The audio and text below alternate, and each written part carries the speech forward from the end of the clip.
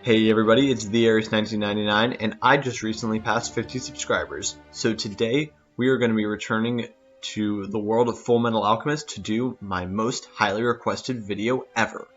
Last time we talked about world building for FMA, and today is the long awaited character creation Alchemist video.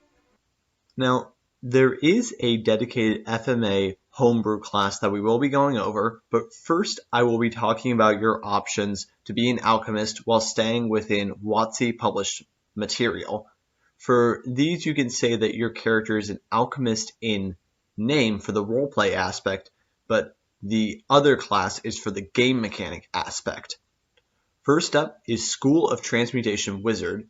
This is your most straightforward option. I mean, this school literally gives you an ability called Minor Alchemy. Another option is the Forge Domain Cleric. This one comes to us courtesy of Xanathar's Guide to Everything. With this domain, you can alchemically improve armor or morph together metal into an item. You can also kind of go for Bard, but this works on more of a philosophical level rather than a practical level.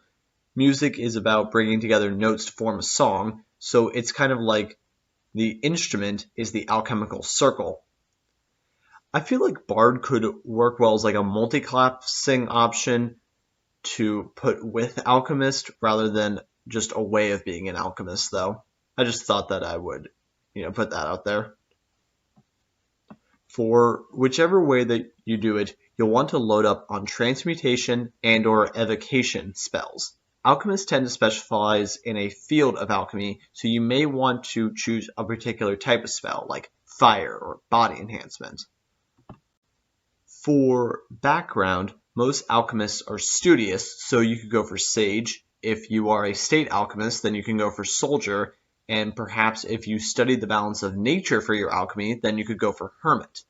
For race, I guess you could go with rock gnome because of their tinker ability, but yeah, race won't be too big of a factor on this one. From the dungeon master side, you could give the players access to an alchemy-like power of equivalent exchange. Perhaps they can meet a powerful entity who will give them whatever they want as long as they can pay the cost. I actually have a deity like this in my own pantheon known as Marchant. That name is a portmanteau of the Spanish and French terms for merchant. He used to be a human who learned how to manipulate souls. This scared the gods, so they let him join them on the condition that he no longer make deals for human souls. Or elven or gnome souls, but you get the point. Okay, now let's get into that dedicated alchemist class that I mentioned before. I will link to it in the description, and we're going to be going over it here along with some of the edits that I am going to suggest for it. At level 1, you get to choose one of 3 subclasses: Living Puppet Alchemy, Tectonic Alchemy, or Xing Alchemy. Living Puppet Alchemy lets you make constructs. The wiki says that you can make creatures with a CR up to your own alchemy level, but that is really overpowered. These constructs would be more powerful than the alchemist if you could do that. A better approach would be half of the alchemist level rounded down. So at level 3, you could create 2 animated armors. Tectonic Alchemy is about drawing on geological power, and Xing Alchemy is about using the planet's energy flow. Both of those path options are pretty well balanced. Now for the main features. You start with the basic FMA circles and matter manipulation. Those are pretty straightforward. Level 2 has alchemical study.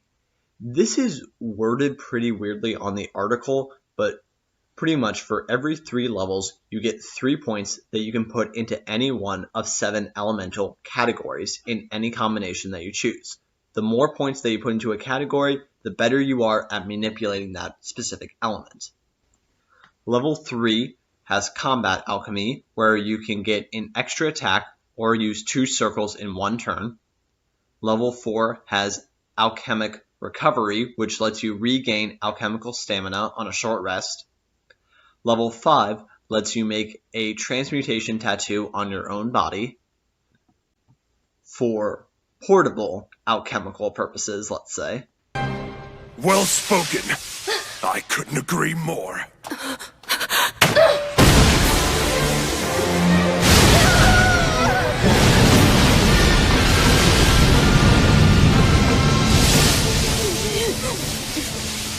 Looks like I can get you on your knees after all.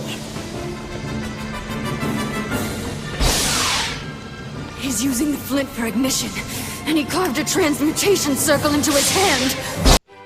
Level 6 gives you new circle abilities. Level 7 lets you make a Philosopher's Stone. Level 9 lets you bond someone's soul to a set of armor. Level 10 lets you regain stamina with an action once a day. This is kind of like the fighter ability where they can regain action with a second wind. Level 11 lets you make a Chimera. Not like the Chimera from the Monster Manual, but like an animal hybrid. Level 13 is starting human transmutation. Level 15 is homunculus creation. Level 18 is full human transmutation. And level 20 lets you become a godlike alchemical being. And you don't even need a solar eclipse to do it. You also get a plethora of circle abilities, which are kind of like spells for the alchemist. There are about 20 total, and the wiki says that you can access any of them at any time as long as you have enough stamina.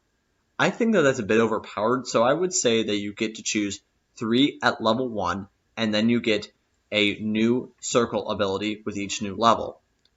Within themselves, they are mostly reasonable except for Imitate Spell and Infuse Magic.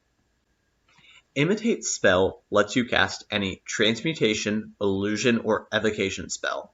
First, I would remove access to the illusion spell list. It just doesn't really fit the alchemical theme the way transmutation and evocation do. Second, the cost to cast is based on the spell level, which means that you could cast as many cantrips as you want. I would say that if you have this feature, you have to choose your cantrip list.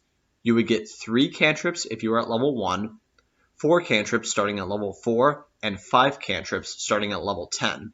And the same caveats could apply to infuse magic. And that's the basics of the alchemy class. Of course, if you want to play it, you can just check the link below to get the details on it.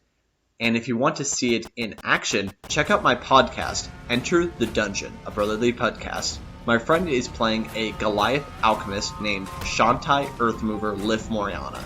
We're having a ton of fun, and we would love for you to join us. Links for that are also in the description. And that is all I have for today. Don't forget to like the video and tell me what you think down in the comments section. I will hopefully be uploading another video soon. Thank you all for the 50 subs, and just wait for the 100 subscriber mark where I have something very special planned. See you guys next time. Have a great day, and God bless.